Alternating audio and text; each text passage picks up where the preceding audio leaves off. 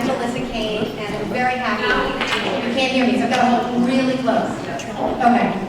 I'm Melissa Kane, and I'm very happy to be able to welcome you to this evening's program, Gun Safety is Up to Us. A panel and community discussion led by some of the foremost experts in the field of gun violence prevention. 16 years ago this month, Mother's Day 2000, I went with my then one-year-old son and my husband to Washington, D.C. to participate in the Million Mile March. I couldn't imagine my son growing up in a society where gun violence was so prevalent, where needless deaths were mourned and held up as examples, but nothing was done to prevent them. Since then, like so many of you here tonight, I've given money, signed petitions, written legislators, attended rallies, and as a member of the Westport RTM, written and co-sponsored local legislation requesting that common sense gun control laws be championed by our state and national representatives. As you know, Connecticut has acted, but not much has changed nationally. In fact, in some ways, things are worse than ever. One day this fall, while driving home from Hartford with my friend Amy Hines, I was feeling a great deal of frustration and sadness about this. We had been at an event where Senators Blumenthal and Murphy and Congresswoman Esty announced co-sponsorship of the Background Check Completion Act bill. That's a bill which would allow, which would close the default to proceed loophole that illogically allows people to buy guns, no questions asked, if their background checks take longer than 72 hours to complete. Think about that. It's a bill that sadly hasn't ever made it to the House or Senate floor for debate. So Amy and I began to discuss the urgency of getting information to parents, to communities, to our community, that could help us figure out what we could do to effect change in the face of national gridlock on this subject. And Amy, a tireless board member of Connecticut Against Gun Violence, was on it. She said, I can get great speakers. And when we took the idea to the Democratic Women of Westport, led by Becky Martin and Jen Moran, they were on it. They said, we absolutely want to have a discussion about ways each of us can make a difference. Let's put an event together. And Celeste LaCroix and the Westport League of Women Voters and Rabbi Jeremy Wiederhorn and the Interfaith Clergy Association of Westport and Weston were on it. They said, yes, we want our names associated with this important subject. We want to help save lives. And Karen Driscoll, our PR guru, she was on it. She said, absolutely, let me help get the word out so we can have the largest possible impact. Thanks to all of them, especially Amy, who did get us every one of our panelists. We're sitting here tonight. And it is with deep gratitude and a renewed sense of hope that I introduce the awesome panelists. See if you want, well, at least some of them. Nancy Lefkowitz from the Brady campaign and Asking Saves Kids. Andy Pelosi from Keep Guns Off Campus, Gun-Free Kids. Brent Peterkin from Project Longevity. Matt McDermott from CONECT. And we're waiting for Mark Glaze from Campaign to Unload. And of course, our moderator, Ron Pinciaro. Ron is the Executive Director of Connecticut Against Gun Violence. Since 1993, CAGV has worked statewide and nationwide to advocate to reduce gun violence through education and legislative advocacy. CAGV was instrumental to the passage of Connecticut's 2013 Comprehensive Gun Violence Prevention Bill that strengthened our state's assault weapon bans, banned large-capacity ammunition magazines, instituted universal background checks on all firearm sales, including private sales, and required licenses for the purchase of ammunition. He joined the board of CAGV in late 2000 and became executive director in 2001. Ron has said that communities must be involved in understanding the roots of gun violence in order to come together to change the conversation. That is certainly what we aim to do tonight. Ron, welcome, and thank you so much for being the moderator.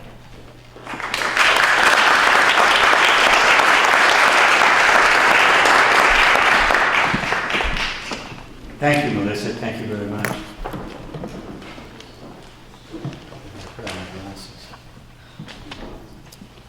You know, first of all, I wanted to thank you all for being here. It's great to see you all tonight. And I especially want to thank the Democratic Women of Westport, the Interfaith Clergy Association of Westport and Weston, League of Women Voters, for taking enough interest in our issue to decide to put this evening together.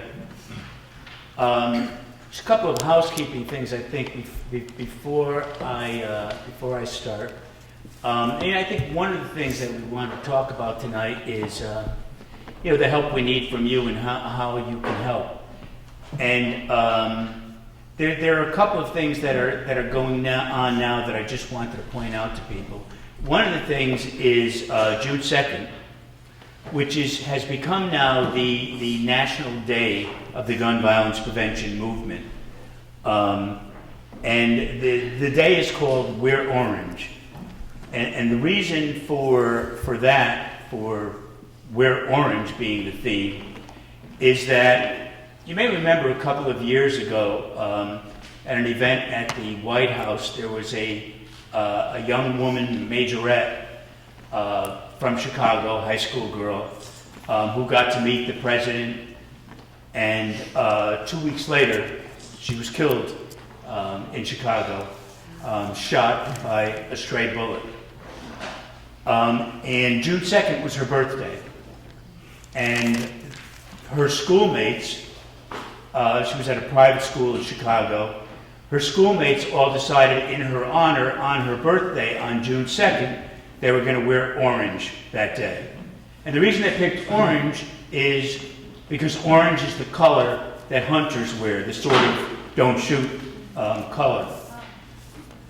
So that has become the National Day of Awareness of Gun Violence Prevention. And on June 2nd this year, we are doing something along with other groups in Connecticut, including the Newtown Action Alliance and Sandy Hook Promise and Moms Demand Action and the Greenwich Council Against Gun Violence and the Brady Southwestern Connecticut chapter and the Enough campaign. We're doing something called Turning Newtown Orange. We're going to be doing a rally that day from 6 to 7:30 on the evening of June 2nd. I think it's a Thursday. We're going to have a bunch of speakers and that sort of thing in honor of that day. And if any of you can be there, that would be wonderful. Even if you can't be there, it would be nice if you could wear something orange that day. I know I get calls all the time from women saying, I don't have anything orange, I don't look good in orange. It's got to be some accessory, a scarf or something that you can wear. And we're represented by a number of different groups here tonight, all with sort of different themes as to how they address this issue. We each have sort of our own way. We all have the same priorities. We probably all have the same top 10 priorities, but we may have them in different order. So I think it's a good collection of different ideas and themes and activities that we have here. But behind it all is the fact that 33,000 Americans die every year from guns in the United States. It's from suicides, homicides, accidental shootings, and for the first time last year, gun deaths exceeded automobile deaths in this country. Automobile deaths are going down, ours are still climbing. 33,000 gun deaths in America every single year. Far more than any other industrialized country. And yet our Congress will do nothing about it. Fortunately, states like Connecticut have been doing things about it, but not yet in Congress. And we ask, why is that? What are we doing to change it? And how can you help? And I think that is what we're here to talk about tonight. So first, let's look at the why. Why do we average 10,000 gun homicides every year in the U.S.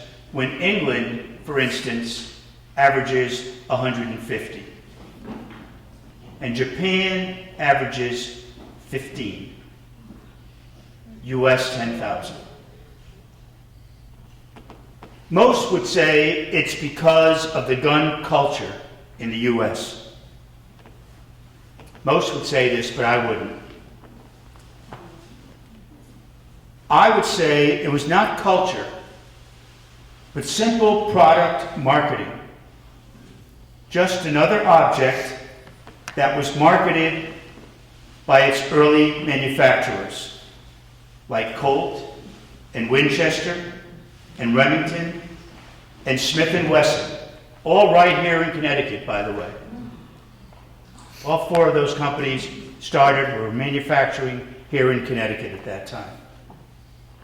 The difference is that this particular object, this product, has one purpose: to kill.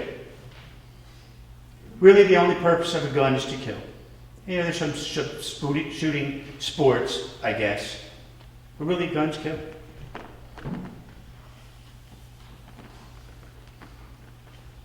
But business is amoral, they say, so that does not matter when marketing.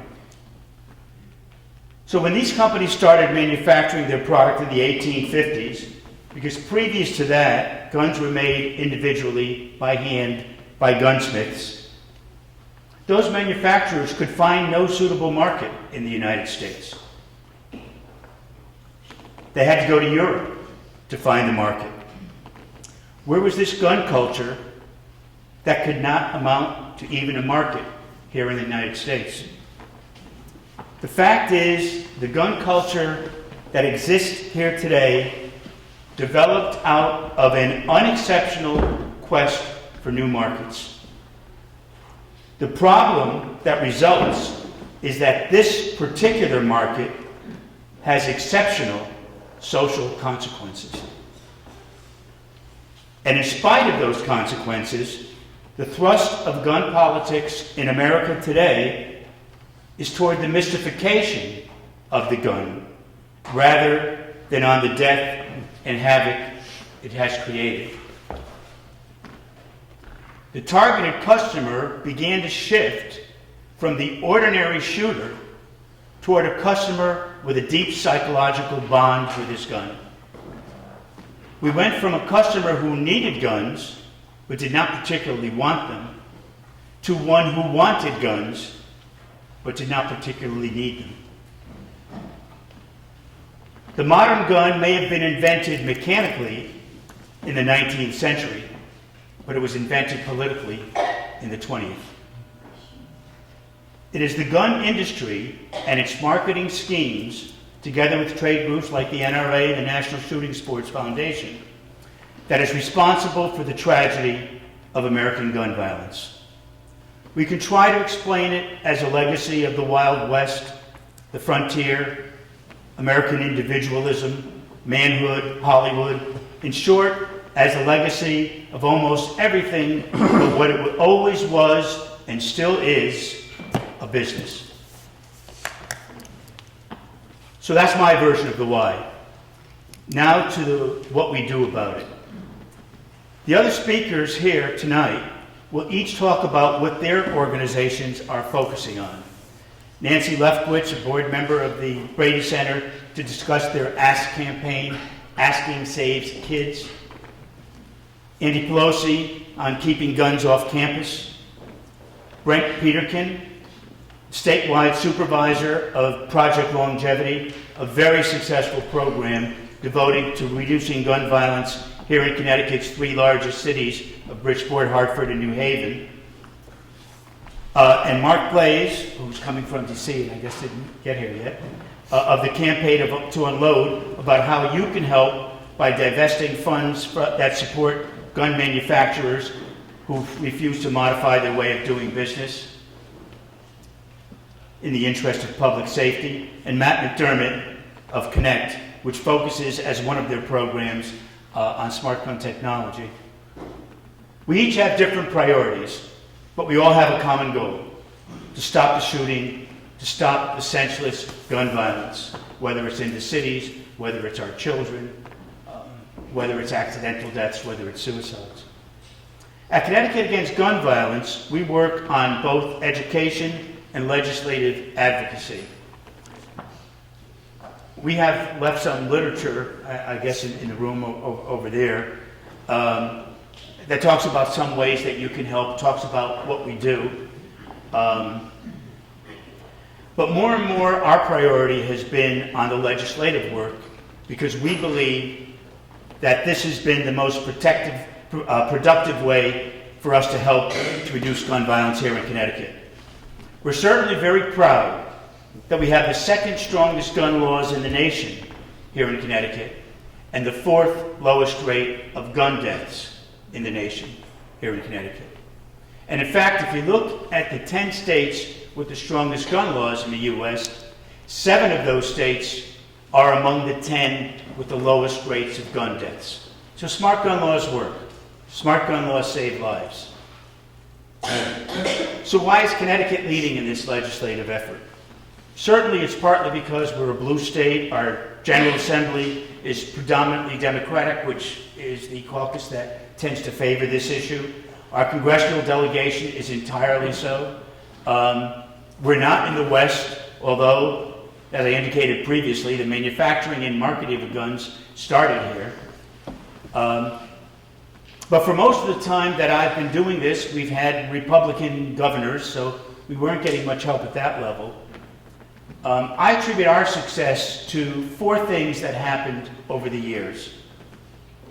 Some good strategy, some just the course of events. First, we hired Betty Gallo, the most progressive lobbyist in Hartford.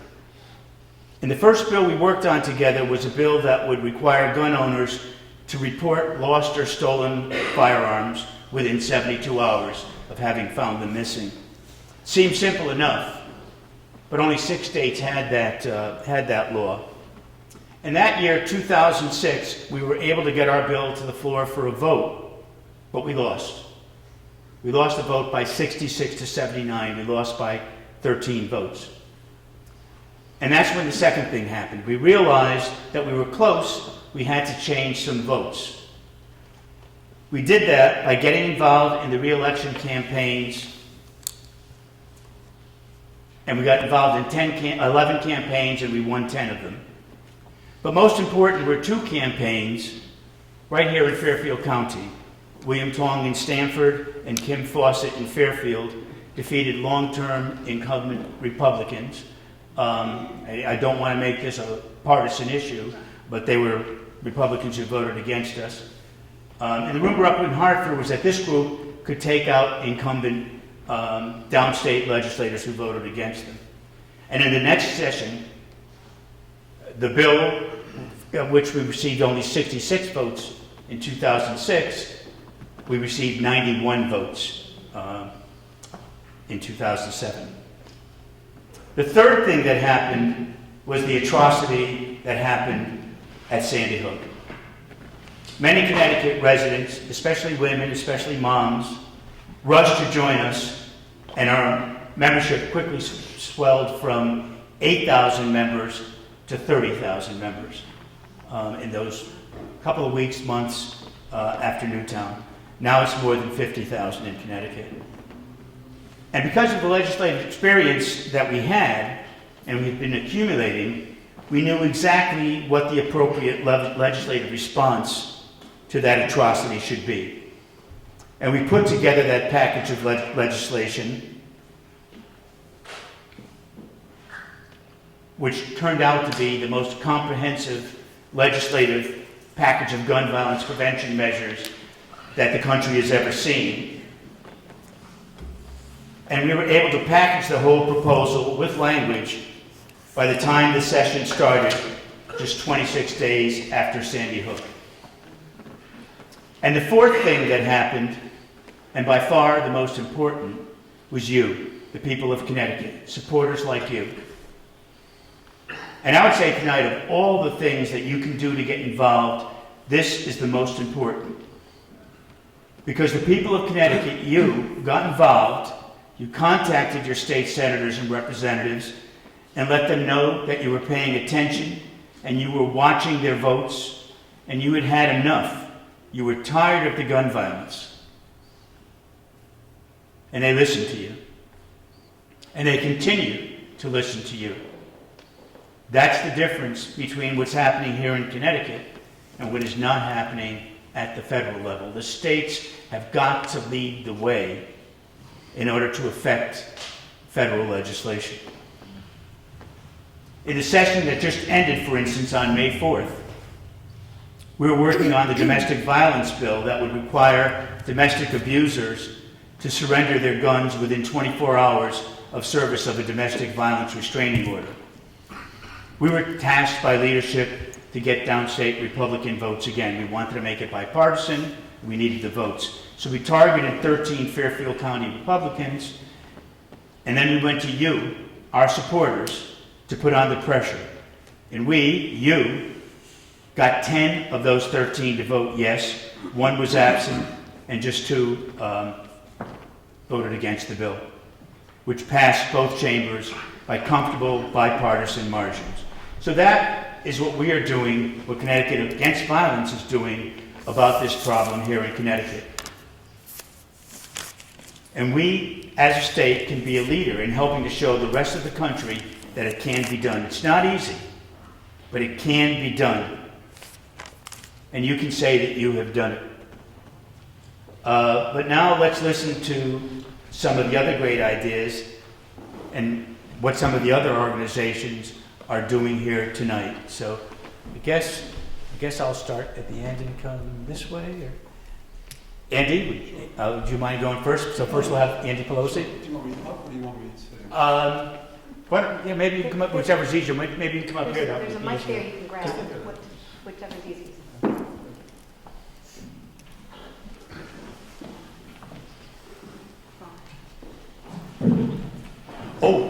And I'm sorry, before you start, one thing. I think you've all got cards there. Thank you, Melissa. You've all got cards there, so if you have any questions, what we're going to do is each of the panelists is kind of going to give an introduction, of who they are, their organization, what they're doing, etc. And then after that's done, we will be taking questions and answers from the audience. But it will be best, and I think we'll move along most efficiently, if you can just fill out your questions on those cards, and somebody will be around to collect them, and we'll take it from there. We'll ask the questions from the podium. Sorry. Is this on? Oh, that's great. Do you mind if I stand? I just feel like it's easier to talk. I want to first thank, I'm Andy Pelosi, I'm the director of campaign Keep Guns Off Campus. I'm really happy to be here tonight. I'm usually behind a computer on the phone, so it's great to talk to folks in person. So I wanted to thank the League and Melissa and Amy and others for inviting me, and Ron also. I've known Ron for, I think, over 15, 16 years, I think. I got started in the gun issue in 1997. Sometimes folks get involved because they lost a loved one, or someone was injured. I have a very boring story. I was a lobbyist for seniors, and someone said to me, this group called New Yorkers Against Gun Violence was trying to pass a bill. I'm in New York. And I said, well, I'll come talk to you folks, but I don't know anything about guns. And I just got hooked, and I became a volunteer for the organization, and after 2 years, I then became the first executive director of New Yorkers Against Gun Violence. I worked there for a number of years, and an amazing experience. But I got burnt out, and I took a year off, and then after the Virginia Tech shootings in 2007, and then the Northern Illinois University shootings in 2008, which you may not hear as much about, but it was also a horrific event in Illinois. A colleague of mine, John Johnson, who Ron knows, we came up with this idea. Said, we're concerned that the gun lobby is going to try to push concealed weapons, force them on college campuses around the country after Virginia Tech, kind of a knee-jerk reaction. So there's 2 guys we didn't know. No one knew us. So let's see if we can get schools to join a coalition. So we built a coalition of over 420 colleges and universities in 42 states over the last several years, and we've kind of stopped building that and we've gone on to other things. But it's an issue you may not hear a lot about, guns on campus, and it's really a niche issue. But if you've got students that are in high school, or you have grandkids or nieces and nephews, which you all have, this is an issue for you. And because your kids don't all go to school in Connecticut. Connecticut, as Ron said, has some of the best gun laws. Interesting though, and I had to double check this earlier today in Connecticut. Connecticut does not have a law that prohibits guns on college campuses. Basically, it's silent. But what the schools have done, colleges and universities have done, is put in their student handbooks saying that it's illegal for people to have weapons on campus. So that's a good thing. But someday, I'd love to come to Hartford and maybe we can get a law that says that they're forbidden by law, but we can talk about that sometime. So we started the campaign, again, because we were concerned that there was going to be a push to force weapons on campus. And sure enough, that's what's been happening over the years, believe it or not. Since 2008, 37 states have introduced bills, 37 states have introduced bills that would force public colleges and universities, and I want to stress force, they don't have a choice, to allow people 21 and over to carry concealed weapons on college campuses. Now, you say, is that a big deal? And I would say yes. We should be in the business of decreasing risk to people. We should, by allowing weapons on campus, we're increasing risk. We're increasing risk to our young people. College-age students have a huge risk when it comes to suicide. Suicide is the second leading cause of death for college students. Professors, college administrators, they're not asking for this. The only college administrator that I'm aware of that's said, I need to have guns on my campus is Jerry Falwell of Liberty University, Jerry Falwell Jr. of Liberty University. That's the only one out of 4,600 public colleges and universities in the United States. They don't want it. They don't want it, but legislators are still forcing on it. And why they're forcing on it, it's because of the gun lobby. What Ron said about the marketing, that's part of this whole thing, the marketing. They are pushing as hard as they can. They want to push guns into every nook and cranny that they can, any public space they can in the United States, a gun lobby. And they've been successful in a number of places. Our state laws are under attack. Connecticut is lucky, New York is lucky in that very strong laws and have been very successful. But when it comes to the campus issue, the big battle right now is in the South, in the Midwest, and the far West. And just to give you an example, my organization has been very involved in the fight in Florida, in Georgia especially, over the last couple of years. And very difficult states when it comes to the gun issue.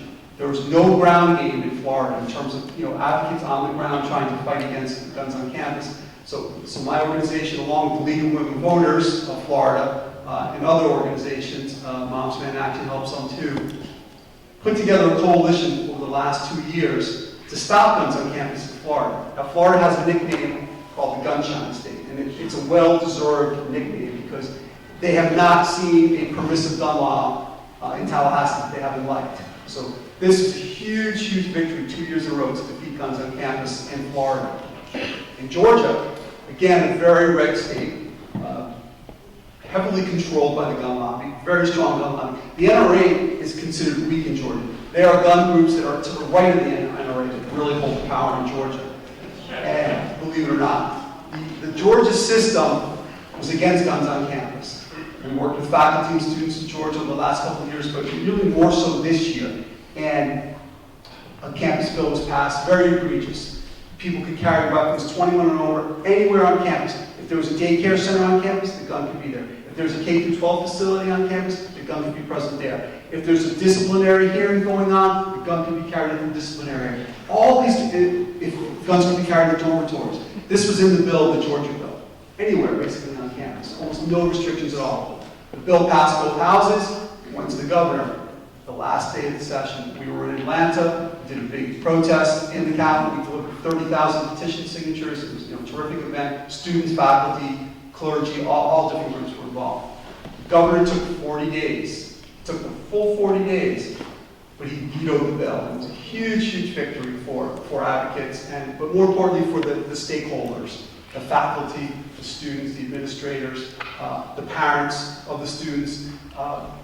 So it shows you that you can win. We can win on this issue.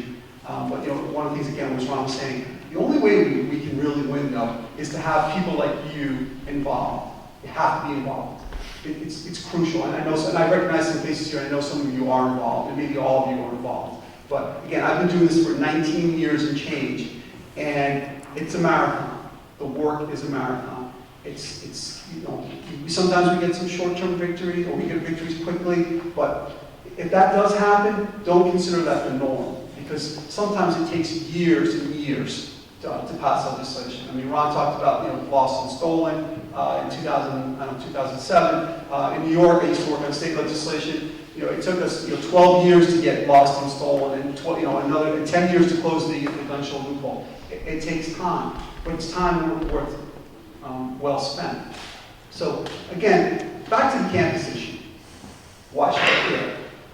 Again, you should care because if your kids, your loved ones are going to schools out of state, great schools in Texas, Wisconsin, Colorado. These are some of the states where weapons are allowed on campus. Oregon in some places. Texas will now be the next state starting July 1st, which will allow guns on their four-year college campuses, even though we fought vigorously against that.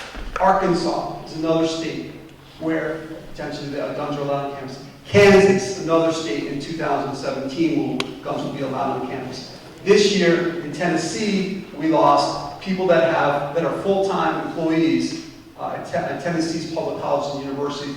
They will be able to carry concealed weapons if they have a permit on campus. So we've had a lot of victories. This year there were bills introduced in 17 states. They were defeated in all but one, and we have 2 that are pending. So we're winning, but we're also losing. Every year we're seeing one state drop and saying, forcing colleges to allow guns on campus. So it's a huge issue. We need you. We need folks involved. My organization is one of the organizations involved. I've left some literature. Happy to answer any types of questions, throughout or after the event. Again, but thank you for having me. I appreciate being here.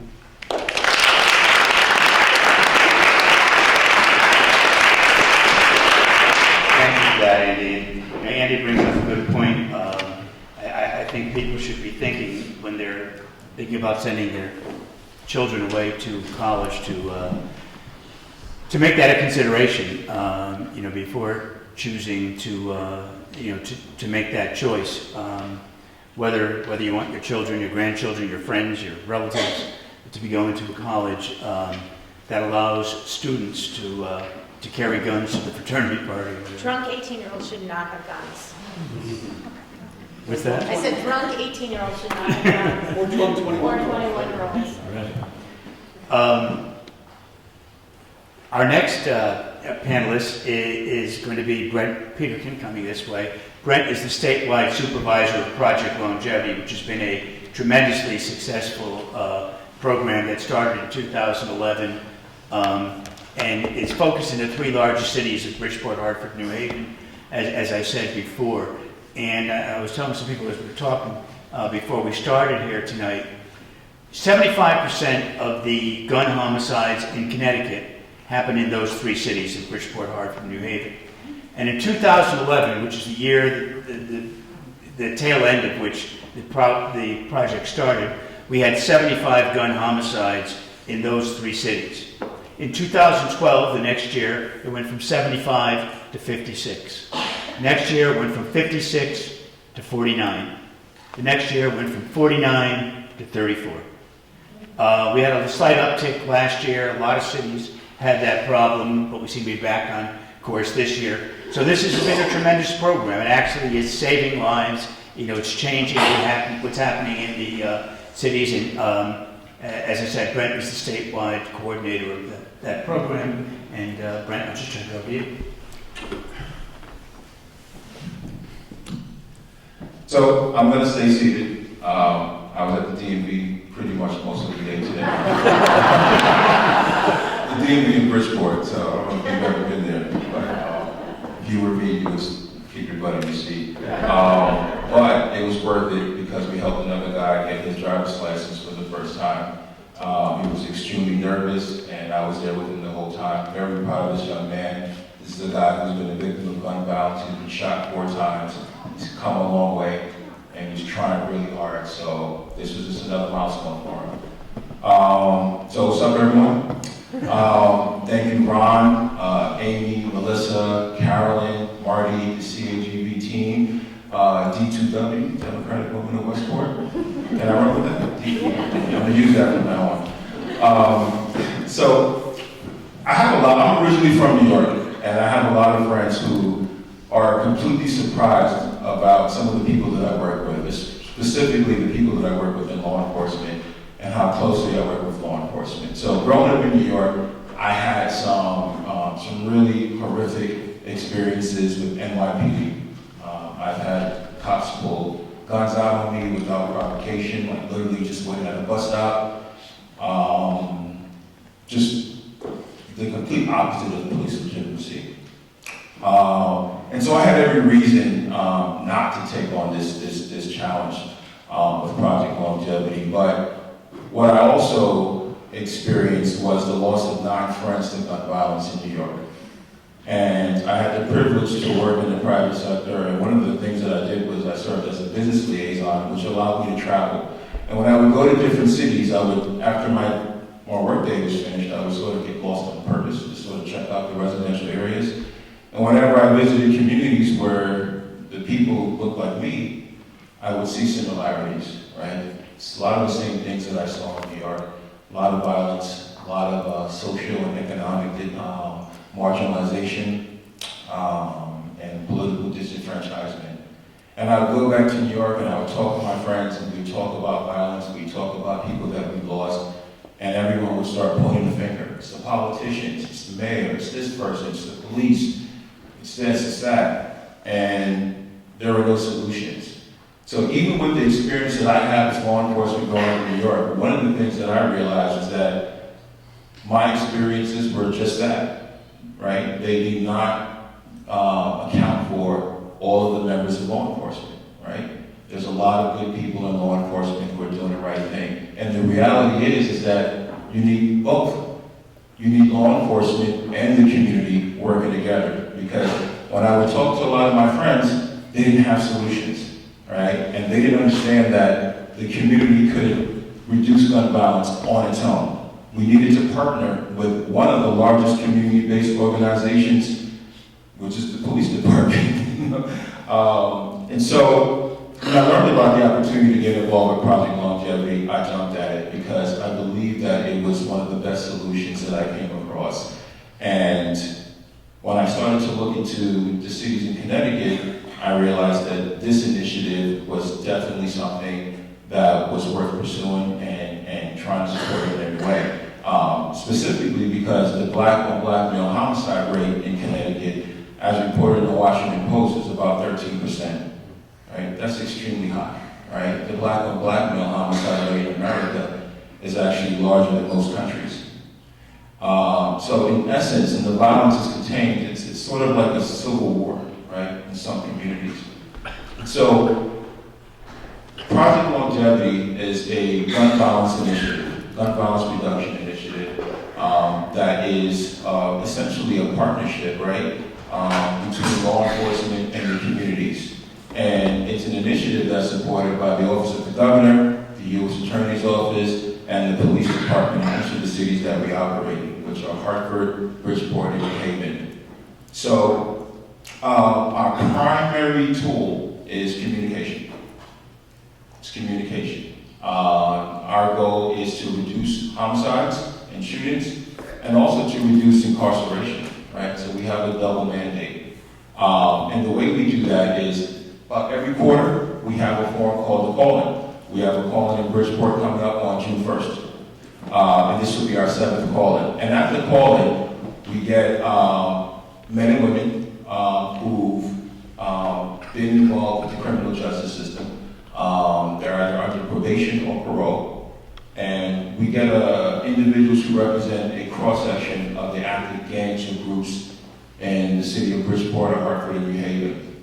And the reason why we do that was because the research that we conducted with the John Jay College of Criminal Justice, Yale University, and University of New Haven, and also the University of Cincinnati, is what we learned was that the majority of the gun violence in each of our cities is driven by active gangs and groups, right? These sort of social networks that engage in violent criminal activity.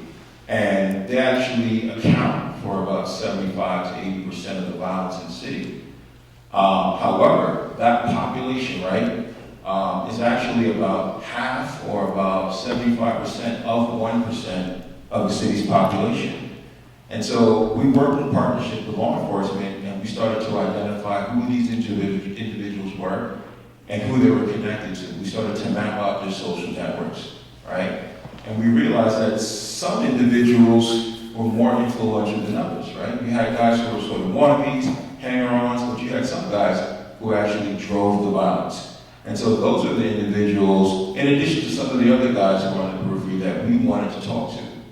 Because we knew if we could communicate a cogent message to them that speaks to their value as a son or daughter of their community, and speaks about the synergy that's created between the community and law enforcement, perhaps they can take that information and make it go viral, right? Because it's stronger if you get it from a guy who calls the shots. If he's the one who's sort of drinking the Project Longevity juice, and he's getting out there and he's spreading the word, it's going to resonate deeply, especially with the youth who look up to a lot of these guys. Especially oftentimes because this is the only sort of impression that they get in their communities. And so at the call-in, you have a room about this size, and in the audience you have a variety of individuals from the community, and you have speakers. And the speakers include law enforcement, so it includes police chief, deputy chief, federal and state prosecutors, and they basically, their goal is to be as transparent as possible, is to describe to the individuals there how law enforcement works, right? How law enforcement has partnered up to reduce violence. They also hear from someone who's lost a child or a family member to gun violence. They hear from an individual who has walked in their shoes and sat in their seats, but is now exemplary of change.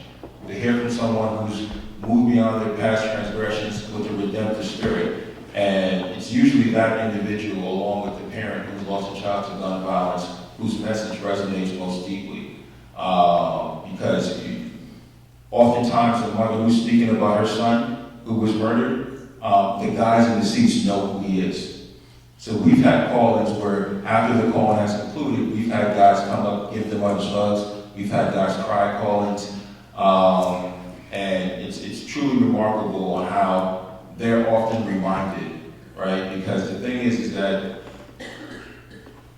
sometimes guys think that if you're involved with street activity, your street cred rises, and that tends to continue on after you've passed, but you're often forgotten. And the mothers remind them of their sons, and they tell them, after the funeral, some of you guys stopped by the house, but it's been a year now, I don't see any of you. Some of you I see on my way home from the grocery store and you put your head down, right? Do you still remember my son? But they also hear from other individuals, community leaders, social service providers, and they offer help and support. And so, in a nutshell, the message that's conveyed at the call is, you're valuable. We love you. You're a son and daughter of our community. The word community is often not a part of the vernacular of the guys that I speak with, right, on a day-to-day basis. They're focused on their block, their building, their corner, right? And so we want to introduce that word, that concept of community, and belonging to that community to them. The other thing is that the violence has to end. There's no justification for it. Just Friday we had a guy, Khalil Diaz, who was murdered in Bridgeport. And it was retaliation from a homicide that occurred in 2014. No one wins. No one wins. The other thing is that if you need help, we're here to help you. We're here to speak to your aspirations.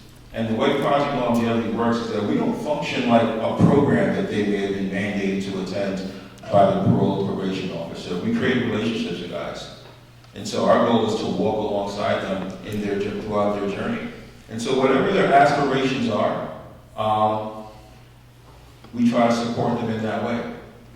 Now, some of the guys, men and women in Bridgeport, that either at the center of the violence or are part of a network that drives violence aren't under supervision, so we can't get them to come to a call-in. And what we'll do is we'll reach out to them. We'll do something called a custom notification, which is essentially a home visit. And I've done a number of these myself. In fact, this year we've done 48 of them already, and we also do them in the prisons. And one of the reasons why we do that is because we have specific intelligence from law enforcement. So we actually try to get ahead of the violence and the abuse in the streets. So once we learn that there's a conflict growing, we'll do some research, try to get some addresses, and visit that person directly and speak to them in their living room. And it's myself, two of my colleagues and a representative from the Bridgeport Police Department or Hartford or New Haven Police Department.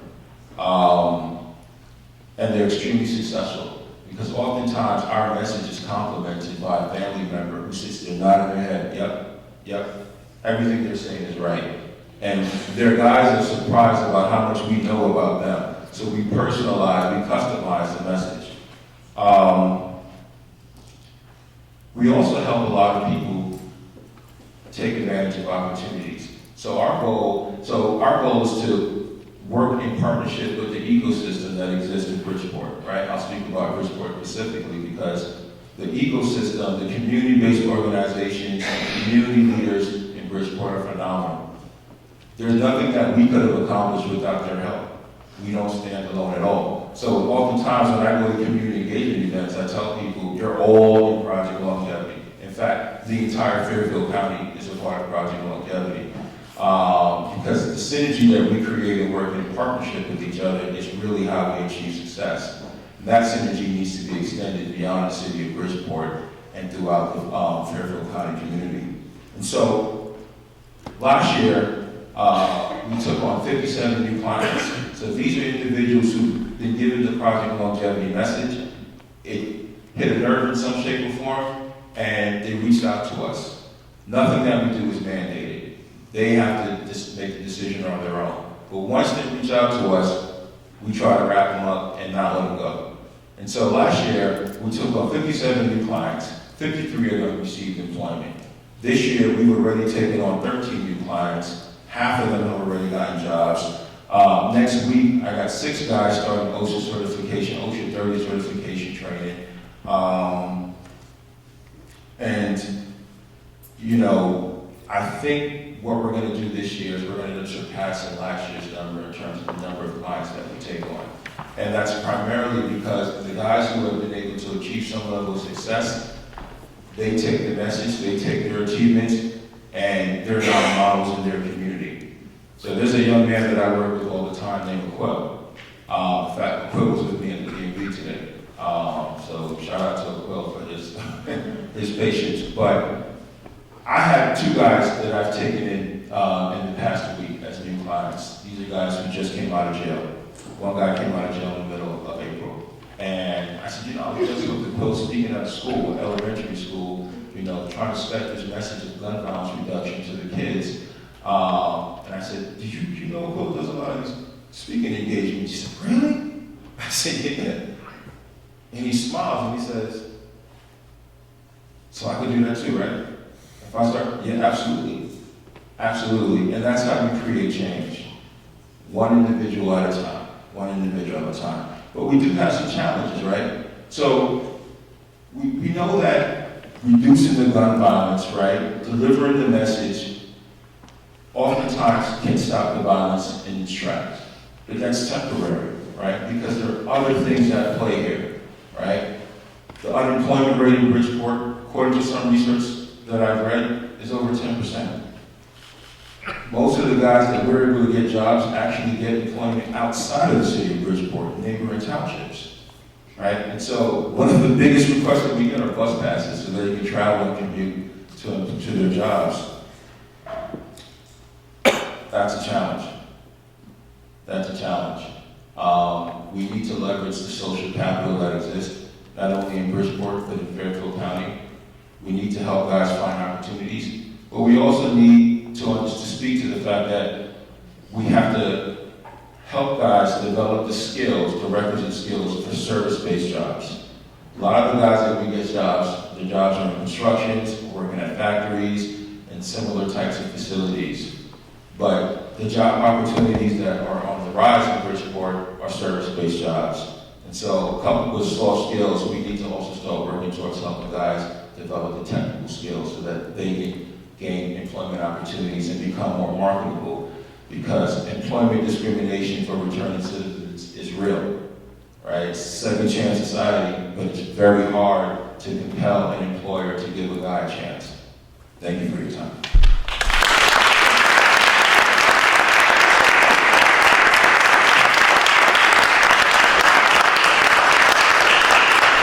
Thank you, Brett. Yeah, I have to say again, it's really important that we give Project Longevity all the support that we can, even though we're not in those 3 cities. We are the community. The next person coming forward that we can address, and we're going to have to stay with the 7 to 8 minute thing because we'll run a little bit late here, and I know there may be some questions from the audience that we want to get to on this. I'm sure there will be. But the next person is Nancy Lefkowitz, who tonight is representing, or here, representing the Brady campaign, of which she is a member of the board. And I'll just tell a quick story about how Nancy and I first met. And that was on that night of the Newtown atrocity. Nancy called me up. We didn't know each other. She had found Connecticut Against Gun Violence online. And she said what so many moms said to me during that 2-week period or so afterwards, that that she wasn't paying attention before. She was paying attention now, and she wanted to do something about this problem. She asked if I would come to her home here in Fairfield the next morning, which was a Saturday morning, and I did. And we talked, and we quickly put together a meeting that actually took place right here, wasn't it? To a crowd that just had organically grown within just 2 days after that atrocity, and that started a whole thing called the March for Change, which was organized to come up to Hartford because we were trying to pass the legislation. It was on February 14th, Valentine's Day of that year, just exactly 2 months after Newtown happened. On December 14th, Sandy Hook happened. And we had 5,500 people turn up at the Capitol, the largest crowd that had ever appeared at the Capitol before. And Jonathan Steinberg, who's here with us tonight, representative here in Westport, I remember was here that day too. He was one of the first legislators I saw in that crowd, and there were a lot of them there. And Nancy was a really force of nature. She really put together the organization for that March for Change and the grassroots organization that led to the passage of that that package of legislation. So, Nancy. It's nice to be called a force of nature because bulldozer, I think, is something that I've been told. It's also nice to be called an expert, but I really can't claim to be an expert. What I can claim to be is very passionate and committed, almost addicted to the possibility of change. I actually feel very optimistic about where we are in the gun violence prevention space. The fact that it's a Thursday night, a random Thursday night, and look how many of you have shown up to keep this conversation going. I think that is the most encouraging news. And I think it's emblematic of where we are as a country. And I think the tide is moving. I think the needle really is moving in the direction of change and gun laws that will really enhance and promote the safety and well-being of our families. So I too was at the march, the Million Mom March in 2000. But unlike Melissa, that was really the extent of my involvement until I did meet the mother of a little girl, Kayla, who died when her 6-year-old classmate brought a gun to school for show and tell, a gun that he had taken from a relative's house, and he brought it to school, and Kayla unfortunately was on the fatal end of that gun going off accidentally. And Kayla's mom was there to promote the ASK campaign, which is Asking Saves Kids. Good parenting is asking if there's a gun in the home where your child plays. And I didn't have kids at the time, but it's something, obviously, you meet this mother, and that stays with you. And I remember making a pledge to myself that I would do that. I would ask if there was a gun in the home where my child plays. And true to my word, I did. Early on when I had kids, this was going back 12 years ago, 11 years ago, I asked if there was a gun in the home when I would send my child on a play date. And it really wasn't a thing. It was like, do you have a dog? Do you have a pool? Do you have peanuts? My kid has an allergy. Do you have an unlocked gun in your home? And people thought, oh, that's kind of good. That's a good question. But that was it. That was the extent of my activism. And then, of course, Sandy Hook happened, and I became an unwitting activist. And it was really through that experience that I did become, again, addicted to the possibility that change can happen, because we all raised our voices collectively, and we saw what can occur. And in 2013, the governor passed what became collectively the the largest, strongest comprehensive package of gun violence prevention legislation in the country. What my work has led me to is an understanding of facts and some of what the problems are, and I will talk about that very briefly. But for instance, it leads me to know things like in Connecticut, while we do have strong gun laws, we also have an open carry gun law here, which allows a man to walk into Subway, which he did with my husband, who is here, with my daughter, on a Sunday, a random Sunday, to go in with 2 pistols on each hip, openly. And it was not against the law. And in fact, you're not allowed to ask if they have a license unless they are actively in the middle of a crime. Seems sort of crazy, but those are the kinds of things that I still work for. And through my work with Connecticut Against Gun Violence, I got the attention of the team at the Brady Center and the Brady campaign. And they had asked me to run for the publicly elected seat, and I'm so proud that that had happened. And I just was elected to my 2nd term. So Brady, in short, is really doing what all of these other organizations are doing. And it happens to be the organization that resonates most profoundly for me because I love what they're doing in the cultural space to change conversation. But I really do want to echo that all of these groups, all of these gun violence prevention groups, whatever group that you decide to align yourself with or already align yourself with, we're really all after the same thing, which is to create a safer America that will lead to a dramatic reduction in gun death and injury. Brady has made the bold declaration that they will cut gun deaths in half by 2025. And they have adopted a 3-pronged strategy which will keep the guns out of the hands of people we can all agree should not have them: children and criminals. And the way that they do that is through 3 distinct campaigns. Finish the Job, which is really looking to expand that original Brady background bill that Jim and Sarah Brady fought so hard for. And when they had initially conceived of that background check, there was no internet, there was no social media, there was no buying guns in that way. So really the Finish the Job campaign is focusing on that, and Senator Schumer just announced his Brady Bill 2.0, which will expand the universal background checks. And I'm happy to say that 6 states have already adopted that, and I can let you know what those states are if you're interested. And then this summer, Nevada and Maine, 2 more states are going to follow suit. Happy to say that Connecticut is one of them. So that's the first, the Finish the Job campaign. The second campaign that Brady is involved in to reduce gun death and injury in this country is the Bad Apple Gun Dealer campaign. And it's astounding, but 90% of all crime guns, those guns are purchased from 5% of gun shops. So 5% of gun shops are responsible for 90% of the guns that are involved in crime, and that's sort of staggering. And then finally, Brady, their 3rd campaign is a cultural one, and that is that they want to lead the conversation and change social norms and accepted attitudes around guns, the real dangers of owning a gun in the home. And the Ask campaign is part of that. And I can talk to you about some of those numbers, because those are also really staggering. For instance, 80% of unintentional gun deaths in kids under the age of 15 occur in homes with guns that are owned by the homeowner. 8 out of 10 firearm suicides, again, from a homeowner. 1.7 million kids live in homes with guns.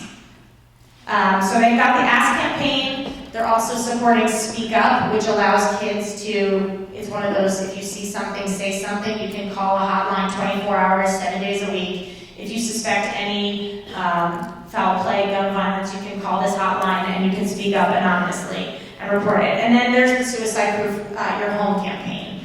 And all of this information can be found on the Brady website, and I can answer questions about it later. But really that is my focus, is these cultural campaigns, the Ask campaign, Speak Up, and Suicide Proof Your Home. And the work that those campaigns focus on are the 20 and unders, and not really the college age kids, but high school and below.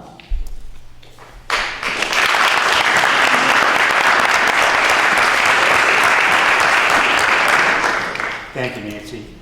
And Nancy brings up an important point that she just made me think of when she was saying that, we in Connecticut have an important law, I think, that that people are not as aware of it as I think they should be.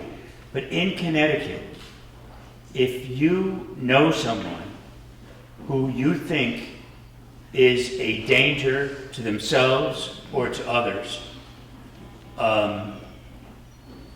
and that has a firearm, you can call the police or the district attorney's office.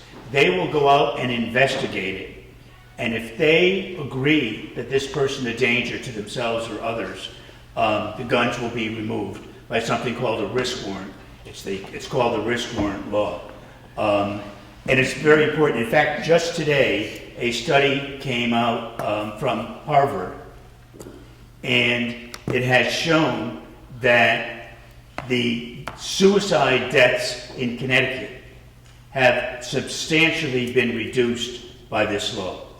Because it turns out that many of the complaints, this law was done because of the shooting at the Connecticut Lottery a few years ago. And where the people who were working at the Connecticut Lottery knew this person was dangerous, but there was nothing you could do about it. And sure enough, he ended up coming into the lottery office and shot and killed 6 people there on that day. So that was a reason for it. But it turns out where it's been most effective is in preventing suicide in households where there are guns. So that's very important. Just to move on, we're running a little bit late, so thank you for moving this along. Our next speaker is Matt McDermott of the CONECT campaign. Matt and I have known each other, I guess, for a couple of years now. They've done a terrific job with this campaign. I was just at one event that they did in Bridgeport earlier this year. That was a fabulous event with an incredible turnout that I was really impressed with. And when Matt and I talked, I learned that he was a former organizer from Chicago. Now, he's not the organizer from Chicago who became president, but nevertheless, he's an organizer. So, Matt, take it away. Thank you, Ron, and all the sponsors. I've been a community organizer for about 17 years and spent most of my time doing that in Chicago. I'm a native of the south side of Chicago, and frankly, gun violence is one of the things my hometown is known for, and that's a sad statement. When I was about 9 or 10 years old, Mr. Sorowski, our neighbor across the street, came home late from work and was followed home and was shot and killed directly in front of our house in the middle of the street. My father was the first person to the scene. My mother was trying to screen me at the front door from seeing what had happened. So this is a problem, a tragedy that has been going on, obviously, around the country for a long, long time. I've been here in Connecticut almost 4 years now organizing for CONECT. CONECT stands for Congregations Organized for New Connecticut. We're a coalition of 25 congregations, multi-faith, multi-racial, city and suburban, so black and white Latino congregations, Christian, Muslim, and Jewish congregations from East Haven and Hamden all the way down to Norwalk, working together on issues that concern our member families. So we're a multi-issue organization. We work on issues around immigration, around healthcare. We've been doing some work on schools recently, around the police department in Bridgeport. And for the last couple of years, we've been working on a campaign we call Do Not Stand Idly By. We've been working on that in concert with a number of sister organizations in a network that we're a part of called the Metro Industrial Areas Foundation. So 22 organizations like CONECT in different cities around the country are working together on this campaign, Do Not Stand Idly By. The name of the campaign comes from Leviticus. Chapter 19 of Leviticus says, do not stand idly by while the blood of your neighbor is shed. A different translation that I saw recently is do not profit by the blood of your neighbor. And I think both translations are somewhat apropos of this campaign. What we are working to do is to follow the business, follow the money. The gun industry is extremely profitable and is a lot of the money behind the NRA and is almost all of the money behind the National Shooting Sports Foundation. The NRA, of course, you all know about. The National Shooting Sports Foundation is the trade association of the gun manufacturing industry. ironically happens to be headquartered here in Connecticut in Newtown. And a few months ago, the Connecticut Post had a front page story about how the National Shooting Sports Foundation has now overtaken the NRA in terms of its lobbying spending and its political contributions. So we think of the NRA as the opposition we're up against, and certainly they are, but we're also up against a well-organized, profitable industry that we help give a tremendous amount of business to. So a number of years ago, I worked in Chicago on a campaign to go after one of the bad apple gun dealers outside of Chicago, Bell's Gun Shop, which is notorious for selling guns to whoever would present themselves, and their guns out of that store would later be collected in the city, on the streets, at crime scenes. And as we were in that campaign, one of the things we learned as we were talking to the Chicago police is that the Chicago police, in an unusual situation, did not buy service weapons for their officers. They gave them a stipend. They called it a uniform stipend, but it was way more than you could spend on, a blue uniform. It was in the thousands of dollars, and it afforded you the opportunity as a police officer to go buy your own gun, your own service weapon. And so as we were in this campaign, going after this suburban Chicago gun store, we realized that Chicago police officers were taking our tax dollars to that gun store to buy their service weapon, even while that gun store was selling to criminals that they were picking up the guns for back on the streets of Chicago. When we started to try to go up the ladder in the Chicago Police Department to figure out how we could stop that practice, or at least how we could ban certain gun stores from being on the accepted list to go shopping at, of course we ran into a lot of resistance and a lot of union issues and so on and so forth. We got the gun store shut down anyway, but after the Sandy Hook tragedy, when my colleagues and I started talking about how could we get at this issue in a way that's effective, that experience came back, that story came back, and we started talking about it, and we started digging in and looking at the industry itself, and quickly found that 40% of the business for gun manufacturers comes from the public sector. So our tax dollars spent for police, the military, and federal law enforcement agencies constitute 40% of the market for the gun industry.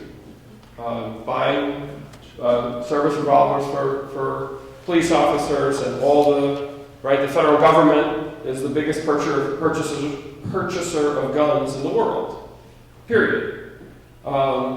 So we said, what if we could leverage that buying power to push the industry in productive directions so that they were cooperative with law enforcement and innovating in important ways to make guns safer and smarter. So we began this campaign and have set out to meet with and work with and engage mayors and first selectmen and police chiefs to begin organizing themselves and using the leverage that they have in that 40% of the market to push the industry directly. And we've focused in on two prongs, pushing them on distribution. So the bad apple gun dealers that Nancy talked about, some of you may know about the case of the Smith & Wesson guns that were stolen off the Smith & Wesson loading dock in western Massachusetts and delivered to a house in Bridgeport. 111 guns sold onto the streets, straight off the loading dock of Smith & Wesson. So gun manufacturers, if they so chose, could tighten their distribution systems, could cut off the 5% of gun dealers that do a dirty business, or at least threaten to, and begin to prevent the flow of illegal guns and illegal sales. The second thing we've been pushing for them to do is to invest in research and development around safe and smart gun technology. You've probably heard about some of this, the idea of applying some of what we are all familiar with in terms of our smartphones or key fobs with our cars into the gun industry. The gun manufacturing industry has innovated to make guns more lethal, to be more rapid firing and all those kinds of things, but they have not innovated to make guns safer so that only the authorized user or the authorized owner could fire the gun. So those are the two prongs we've been working on. We have 87 jurisdictions from states and counties to cities that have signed on to Do Not Stand Idly By at this point. President Obama in early January included a piece about smart gun technology in his executive orders, and we've been following up with him. And 2 Fridays ago, he issued follow-up to that, which is that the federal government is now going to begin drawing up specifications about smart gun technology that they want to procure for federal agencies. So a major signal to the industry that the biggest buyer of guns in the world is serious about this. And last but not least, we have been beginning to try to take the fight directly to manufacturers here. So you may or may not know that Sturm Ruger Corporation, one of the biggest gun manufacturers in the country, is headquartered in Fairfield, in the Southport section of Fairfield. Last year, 2015, they built 2.18 million guns, more than any other manufacturer in the country. They're a publicly traded company. We've tried quietly and through back channels to get meetings with their corporate leadership and not been successful.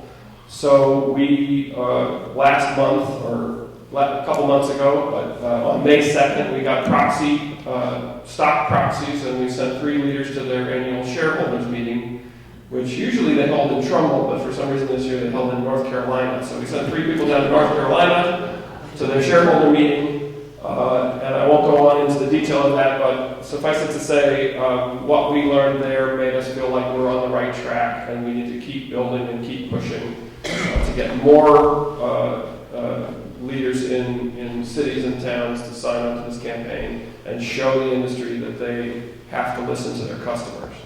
I'll just say, last but not least, we've talked to Jim Markey here in Westport. He has not signed on. So if some of you want to help us with that, we'd be delighted.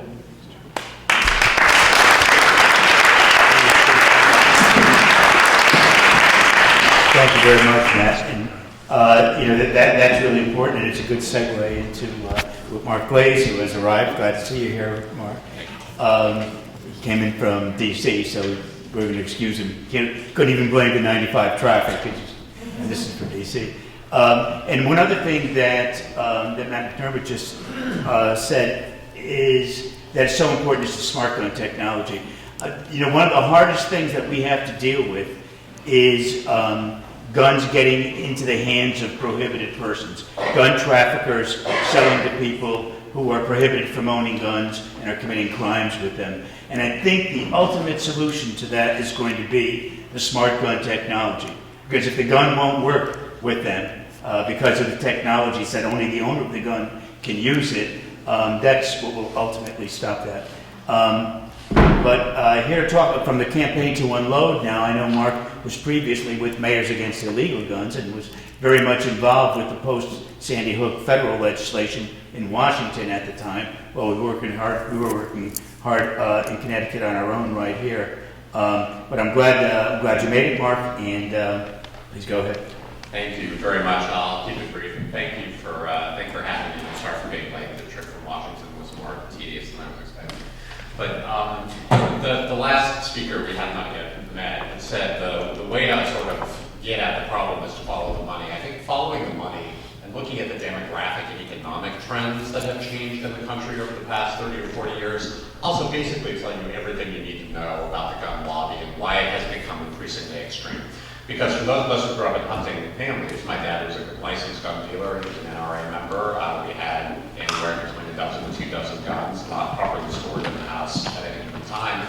The NRA used to be quite different. It really was about protecting the rights of hunters and sportsmen, and it was about giving people access to shooting ranges, and it was about supporting things like background checks, a system that the NRA actually helped us set up way back in the day.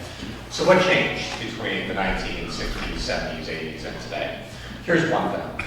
When I was born around 1970, about 52% of all households in the United States had a gun somewhere in them.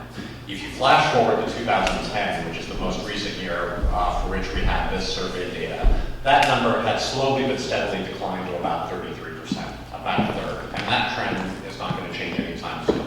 Why is that?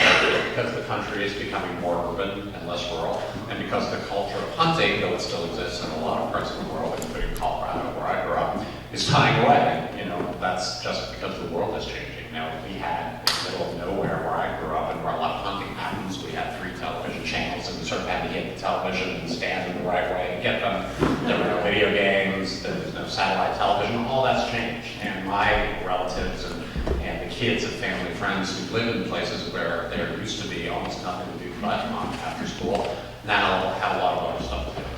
So the reality is that while the gun industry is very profitable, that ebbs and flows. And the reality is that both in the medium and the long term, the gun industry is one that is in significant financial trouble. And mostly it's because of the trend I just told you about. Fewer and fewer people are buying guns as people move to the cities and hunting dies away and the culture of it just slowly fades. The other reality is that, of course, guns are a durable item. If you take care of them the way I did, my dad did, my grandpa did, those things last forever. They never die. And as a result, the margin on what you and I might think of as normal guns to have, which is like the shotgun that you use to shoot the coyote who was out with the cows, or a pistol that you might use to protect your home, the kind my dad sent me away with when my parents divorced and we moved to the big city. He gave me a gun for self-protection. People that buy, first of all, people tend to buy one of those guns, maybe one each, not much more. The margin on them is very low. So when the industry looks at the changing demographics and economics of the country and of their industry, fewer and fewer people buying that first gun that's just for self-protection or just for sport, who is their market? And it's become increasingly clear that the people they really need to sell to are the quote-unquote hobbyists. I have fired people in my previous life as a full-time gun violence prevention advocate for saying things like gun nuts, but we're talking about gun nuts. We're talking about the people who just really, really, really like their guns, and the overlap between that piece of the gun-owning pie, the people who own a lot of guns, and the people who really hate the government, not just don't trust it, but are convinced that the reason they need lots and lots of guns is that they need to be able to fight off the ATF agents who are going to come and try and take them away one year, is almost complete overlap between those two groups. And how do you sell guns to those people? You do 2 things. First of all, the modern Rifle Association is principally a marketing organization, and its primary product is fear. The way to sell more guns, both in terms of spikes in the short term and greater sales over the longer term, is to convince the country, and all you have to do is listen to Wayne LaPierre this week and this weekend down in Tennessee, where they're having their annual meeting, talk about how we are one election away from tyranny, one election away from, the eradication of the Second Amendment, one election away from a completely different Supreme Court that might reverse all of the gains that gun rights advocates have made. One election or 1 month or 1 year away from the government coming after you, from there being a black president, from a criminal or who often has a black or brown face, or a terrorist from coming after you. This is the marketing that the National Rifle Association does, because that's how they appeal to their core audience, which is not me or you, who might have a gun for legitimate purposes, but the person who is going to buy more and more and more and more guns. And the other thing they do is buy more and more expensive guns. People at the Violence Policy Center, which is another one of our Washington organizations that works on gun policy, has done great work about what is effectively the militarization of the domestic gun market. Most of the weapons that our military uses, sort of real big, tough weapons that are being used in Afghanistan and in Iraq, are principally made by foreign producers. There are not a lot of domestic makers of those guns, those tanks, etc. But the domestic market for guns has become effectively a marketplace for the same battlefield guns that are being used in the Middle East. And why? Because they're interesting, because they're designed to kill lots of people in a short time, because there's lots of collateral stuff that you can buy for them that is actually sold at a much greater profit margin for the gun industry. So my dad, for example, as a dealer, makes maybe a $5 profit on a pistol. He makes a much higher profit on a semi-automatic assault rifle. And he makes a huge profit on things like ammunition and things like camouflage and things like collapsible stocks and binoculars and all the collateral that comes with the gun life, the quote-unquote gun lifestyle. So that brings me back to the campaign to unload and the things that you can do to first of all find out whether you or institutions that you are involved with are somehow invested in gun stocks and propping up this system, and over which you might have some leverage. So the gun industry, while robust, and in a particularly robust period right now, because these folks are worried that there's going to be gun control, these folks are worried that Barack Obama is going to get elected, these folks are worried that Hillary Clinton is going to get elected. So there's this sense of siege that actually pushes people to buy more guns, and the NRA effectively, promotes that siege mentality. But the industry in total, if you count the public gun companies only, is only about a 12 or on a given day, sort of a 12 or $13 billion industry, which is a lot. But in the scheme of other industries, it's actually not that huge. And because the profit margins tend to be fairly low, and because buying tends to be pretty politically sensitive, every little bit that you take out of their kitty helps. So small changes, like, for example, the police departments in Connecticut getting together, deciding that they want to use their bargain power and say to the Sports Foundation, to Sturm Ruger, to Smith & Wesson, look, unless you support universal background checks, which, by the way, does nothing to hurt your bottom line, does nothing to keep any law-abiding person from getting a gun. And by the way, the bill, a little secret that nobody knows really, but the bill that was introduced in Congress that we worked on with Senator Schumer was actually written with the help of industry. Because gun dealers actually not only have no problem with universal background checks, that's great for them. They want people to come into their dealership. They want private sellers to come in and have those private transactions run through their background check system, because they get to charge them $10 or $15 or $30 to do it. Plus, those people are then at their stores and they're buying lots of stuff. So what can you do, recognizing the fact that it's a $12 or $13 billion industry that is pretty precarious and they can't afford to lose much of its bottom line before they start to get into trouble. And as a result, just a little bit of activity along those lines can actually help in an outsized way persuade them to change their view of universal background, for example. First of all, a lot of you have 401ks, and a lot of them are probably invested in some way in gun company, in the publicly held gun companies. It might not be direct investment in Sturm Ruger, but as you know, if your fund is anything like mine, it happens to be Vanguard, and they're all more or less the same. Your fund is then invested in different funds that are broken down into different categories. You know how this works. And it's very easy to find out whether you're ultimately invested in gun stocks, and you probably are, because most people are, because they're pretty profitable right now. You simply have to ask your fund manager, and they will tell you. And all you have to do is ask your fund manager to get out. And it's not like you're going to lose money doing this. There are plenty of other very profitable, even more profitable ways to invest your money. All you have to do is ask. One way to start getting a sense of whether you are, rather than going directly to your investment manager, is go to the Campaign to Unload website, put in the name of your fund, and it will tell you sort of within a reasonable likelihood whether you're invested. There's another good site that's just going to be up for a month or so. We may actually continue it, but it's called Goodbye Gun Stocks. You can put your retirement fund in there, and it will tell you not only if you're invested in one of the major publicly held gun companies, but also if you're invested in a publicly held retailer that sells guns, like Walmart or Cabela or Dick's Sporting Goods. And the other ways that you can get involved, most city employees have pensions that the city invests in for them. And a lot of cities like Chicago, New York, and I think Los Angeles have actually, the mayors of those cities have gotten the fiduciaries of those municipal pension funds to divest. So another thing you can do, particularly if you're a city employee, but even if you're not, you can ask your mayor, you can ask your city council member, is there a city pension fund? Is it invested in gun stocks? What do you think about getting out? Nothing. Finally, if you have kids in college or if you're in college, most universities and colleges have endowments. And I know that as an apartheid era baby, we were always looking for the next thing to care about. And this is a pretty good thing. I think it's going to turn out to be a great organizing principle for students who are really trying to tap into this movement. And finally, last but not least, churches. A lot of churches, both at a small level, but if you're talking about sort of, and I'm not an expert on the way churches organize themselves financially, but the New York, the National Cathedral in New York has something like $100 million endowment, and most churches have endowments so much smaller than that. So talk to your church or go to the big wig at your diocese and ask whether your church is invested in gun stocks. That's something else you can do. So that's all I have, and I'm sorry to be late.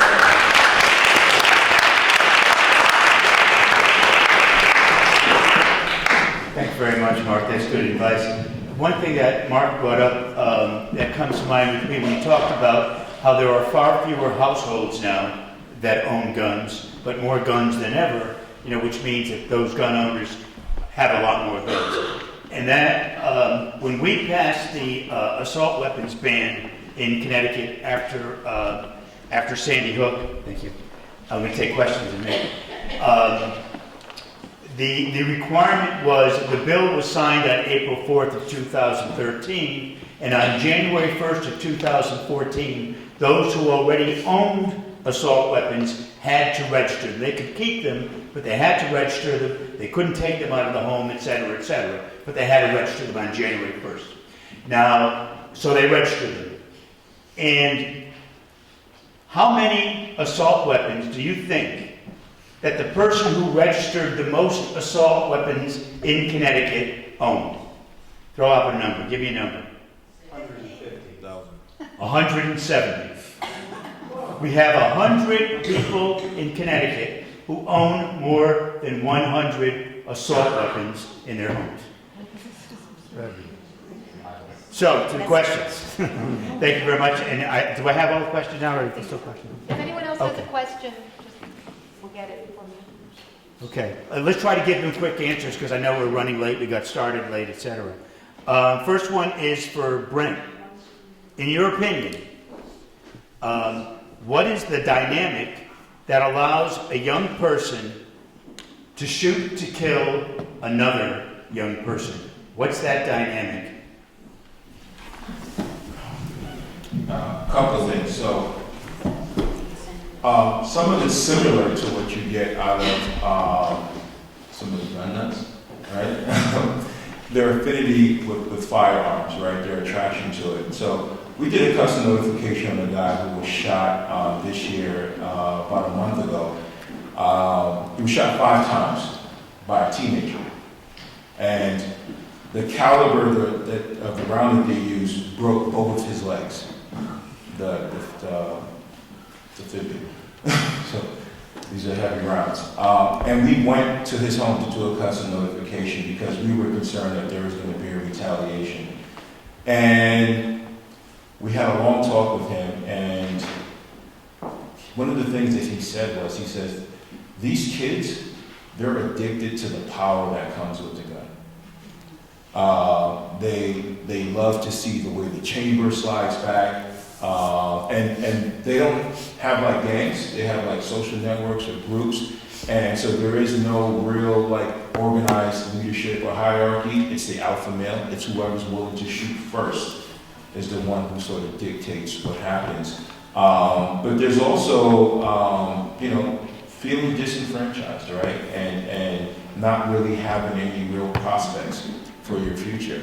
A lot of the guys that we come across, when we do interviews with them, we find out that they come from some of the same high schools in Bridgeport, right? Like Bassett, right? So we get a lot of guys like, where'd you go to high school? Get your GED, get your diploma? No, where'd you go? Bassett. Where'd you go? Bassett.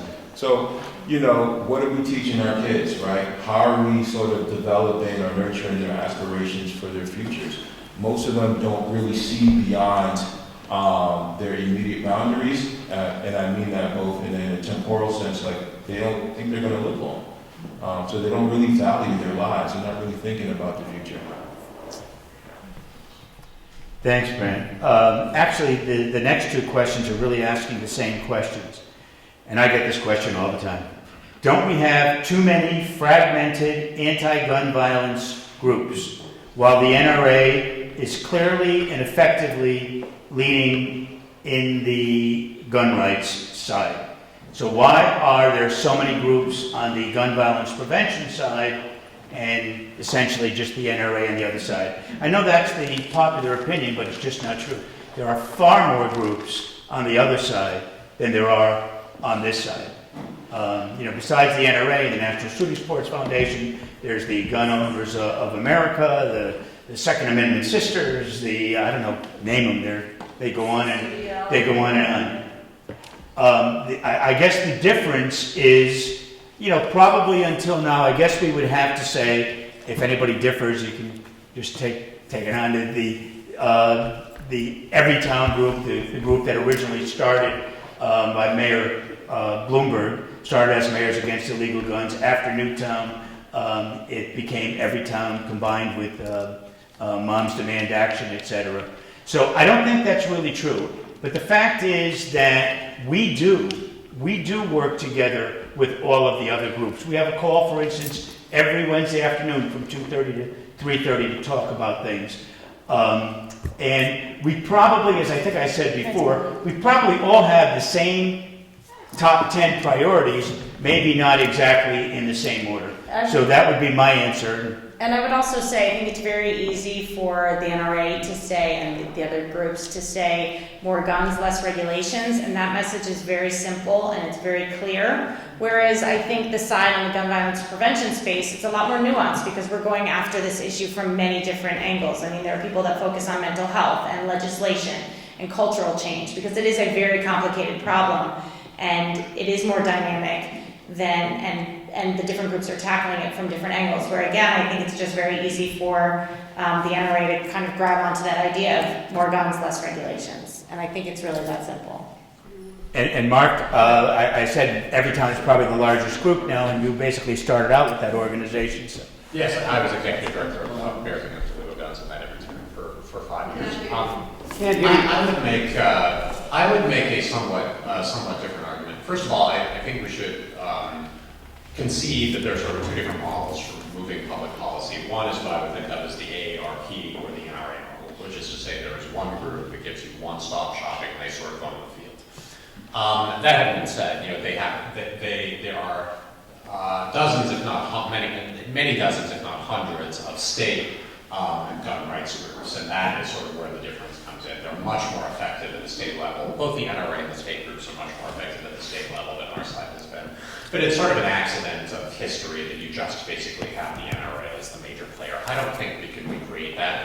Here is my admission of some culpability in one of the problems I think the movement has today, although we're in a much different and much better place than we were 5 or 6 or 7 years ago. And that is that I think the presence of a bipartisan coalition of mayors and the sort of mainstreaming of the issue and the dumping by Mayor Bloomberg of many, many, many millions of badly needed dollars into the movement has had the effect of shifting the conversation to the right in a way that accommodated the reality of Heller and subsequently McDonald, which is to say there's a Second Amendment right to the individual right now to own a gun in the home for self-defense. We sort of concede that because frankly it puts us on much better territory because it turns out there's plenty that the government can do to regulate guns consistent with the Heller decision.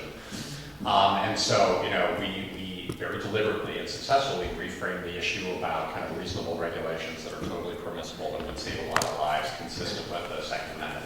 That having been said, I'm not sure we haven't in the long term done ourselves a disservice for two reasons. The first is that somebody ought to be saying that Heller was wrongly decided. And that we ought to be looking at all of the evidence before our eyes every time we walk out into a city street or every time we turn on the news.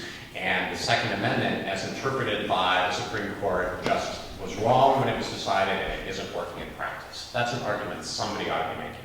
The second problem is, and I will, you know, again, another thing that, you know, between us girls, we shouldn't talk about too much outside of here, but that's that we live in a country where there are now more guns than there are people. And all of the solutions that we propose, with the exception of gun buybacks, which have not been very successful, won't deal with the problem that even if you stop bad people from getting guns, even if you ban certain categories of weapons, like assault weapons, all of which things I think we should do, you still have the problem of so much fixed stock, so much already out there, that until you figure out a way to deal with that, I think we're going to continue to have research. There are 300 million guns. That's like my latest count. 300 million guns in this country. It's a lot of guns. Ron, just one quick point. Having been on the issue for 19 years, I think I definitely haven't seen it all, but I think I have a little bit of perspective. I know that in 97, 98, we weren't as strong as we are now in 2016. So I think that we're not perfect, but we are definitely a stronger movement than we were, you know, almost 20 years ago. Lots of things we need to learn. We do need to collaborate better on some levels, but we're definitely a stronger movement. We've got to raise it. Okay. Next question, obviously someone who knows the issue well. Is ALEC involved in writing and pushing gun legislation? ALEC is a organization, a political organization, and you know one of the big things a few years ago was the Stand Your Ground law in Florida, the Trayvon Martin thing that I guess gained the most national publicity, where you didn't have to retreat. You know, if you felt threatened, you could shoot shoot to kill in Florida. And they tried to roll out that law to other states, and they did successfully, and ALEC was the organization that the NRA hired to roll this bill out to other places. They have since stopped doing that, and as far as I know, they have not been significantly involved in doing any more legislation. And the second part of that question is, what is next for Connecticut in terms of legislation? And I think what we're going to be doing, we passed the domestic violence temporary restraining order bill this year, and I think next year we will continue with another bill we had working, and that is having to do with the open carrying of guns in public that Nancy alluded to a little bit earlier this evening. So that's what we're doing next in Connecticut. I don't know if anybody wants to comment on that particular question at all, or we'll go on to the next one. I'll just say that there's a group on the left that has just been started by a former Everytown colleague of mine called the State Innovation Exchange, that is sort of doing for progressives what ALEC has been doing for conservatives. And one of the suites of one of the legislative packages they have on their website is good gun bills that the progressive legislators can take back to their states and try to pass. So that's been a big change also. Okay. I think I got all of them. Let me just check to see if I missed. Oh, wait.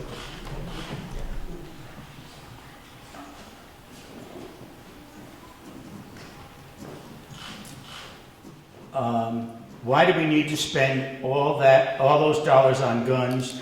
Wouldn't they be a one-time purchase? If we are buying new guns, what happens to the old ones?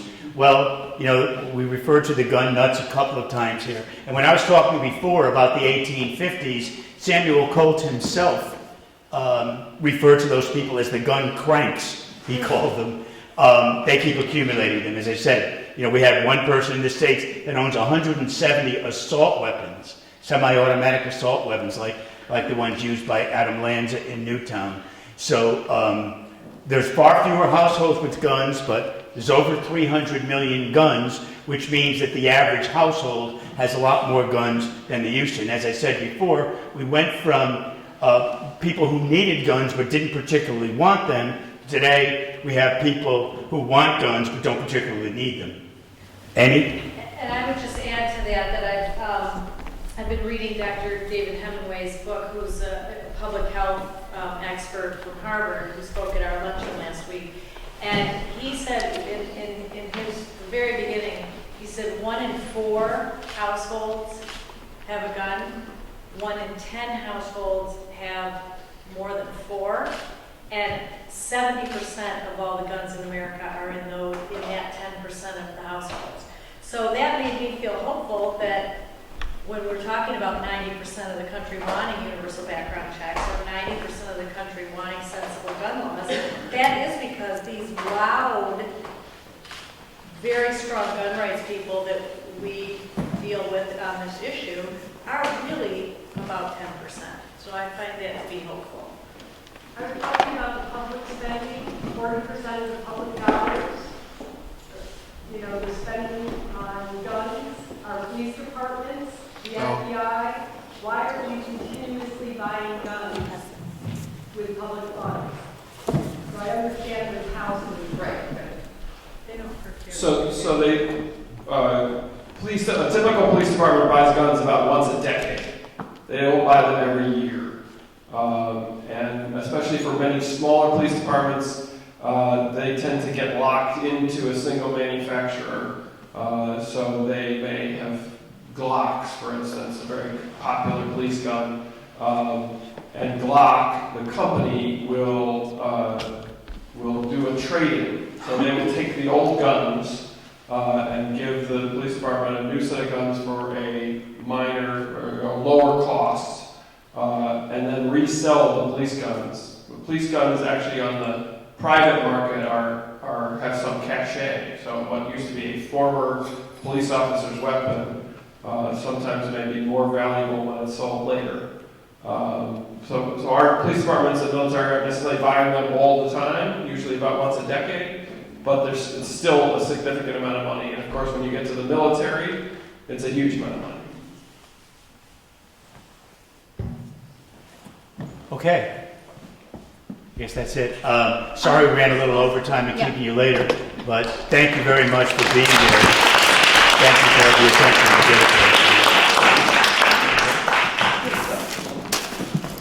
Hi there, just a quick word. I'm the president of the League of Women Voters here in Westport, and we're very pleased to be part of this program because we share the goals that you have. We work politically, nonpartisanly, to ensure the health and safety of our children, our families, and our friends.